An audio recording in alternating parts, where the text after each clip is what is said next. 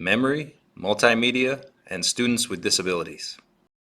In this presentation, we'll be talking about the basics of memory, Richard Myers' The Cognitive Theory of Multimedia, and its implications for students in special education.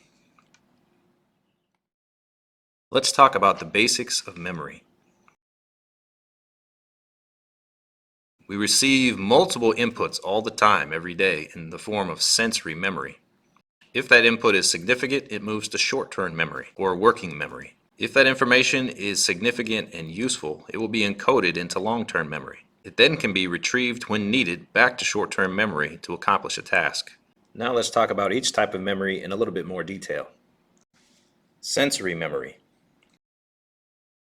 With sensory memory, you're receiving a lot of input and stimulus all the time, and your brain filters out what you perceive.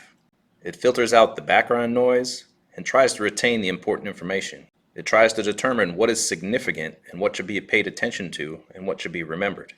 The concept of habituation means you're getting used to the background noise and you simply filter it out and just ignore it. With variation, if something is new, novel, or unfamiliar, you're likely to pay attention to it and determine whether or not it needs to be remembered. Working memory. Working memory is where you have to take action with the information that you have. Your brain is determined that you need to remember this in order to get something done. You need to take action. When it comes to recalling something and taking action, chunking and segmenting are a good way for your brain to remember what you need to accomplish or need to remember. Repetition is also a way to get this information into your long-term memory, but it is not the most effective. Long-term memory. Long-term memory is all about multiple associations. People may remember random facts, but they're much more likely to remember something that they have an association with. So the question with long-term memory is, what do we really know? Can we just recall some facts? Can we recall facts when it comes to a multiple choice? Can we retrieve that information to write a short answer or essay?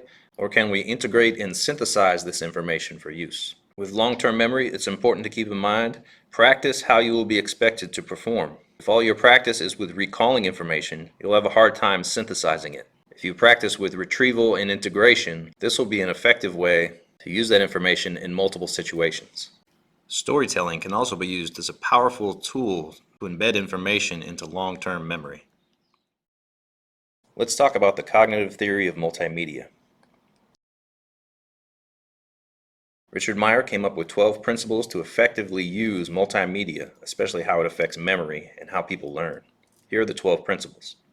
The coherence principle. That means using words, music, and pictures in an effective way and not using too many to overwhelm the learner. Signaling principle. Cues that highlight important things on the screen.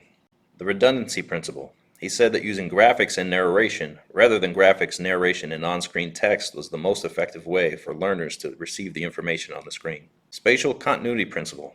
The words and the pictures that are on the screen are spaced together and not spread out all over the screen or on separate screens. Temporal contiguity principle. Using the words and pictures at the same time. Segmenting principle. Allowing users to go at their own pace in segments rather than one whole piece of information. Pre-training principle. Activating the learner's prior knowledge instead of bombarding them with unfamiliar information at first. Modality principle. Learning better from graphics and narration on the screen rather than animation and on-screen text. Multimedia principle. Learning better from words and pictures rather than from just words alone on the screen. Personalization principle. Having a conversational style instead of being so formal. Voice principle. Having a human voice and not a computer-generated voice to narrate what's on the screen. An image principle. People do not necessarily learn better from a multimedia lesson when the speaker is added to the screen in the presentation. If you'd like more information or like to see examples of these principles, you can click on the link here. Now let's talk about the implications for students in special education and how memory and the theory of cognitive multimedia apply. While multimedia can be very beneficial for all students, even students with disabilities, there are some difficulties. Tariq Khan in 2010 conducted a study using multimedia materials to help students with disabilities in reading. But she also found that the students had a hard time retaining what was seen in the video and multimedia presentation. Additionally, Susan Squires in 2008 conducted a research study for her PhD thesis on how students with disabilities respond to multimedia lessons and compared it to Meyer's theory. Squires in 2008 critiqued Meyer on his cognitive theory of multimedia, saying he studied college students to develop this theory, but he did not study students with disabilities. These are just two studies of many that show that for students with disabilities, multimedia may be fun, but learning requires more support than just a multimedia presentation or video. Let's talk about the implications for students in special education. Students with autism typically have difficulties with abstract reasoning, and they require more concrete materials.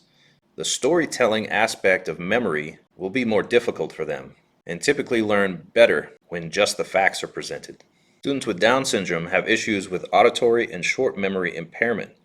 Therefore, listening to a presentation and watching it will be more difficult for them. They're going to need more support. For students with learning disabilities, they benefited from narrated animations with text, and they better understood what was seen when the words were narrated. For dyslexic students, they tended to benefit more, surprisingly, from text-only presentations. They also have trouble with working memory, but the text-only presentations help prevent the split attention effect, where they were distracted by the narration and the animations on the screen. So we talked about the basics of memory, Meyer's cognitive theory of multimedia, and the implications for students with special education. As special education teachers, we know that different disabilities require different accommodations and supports.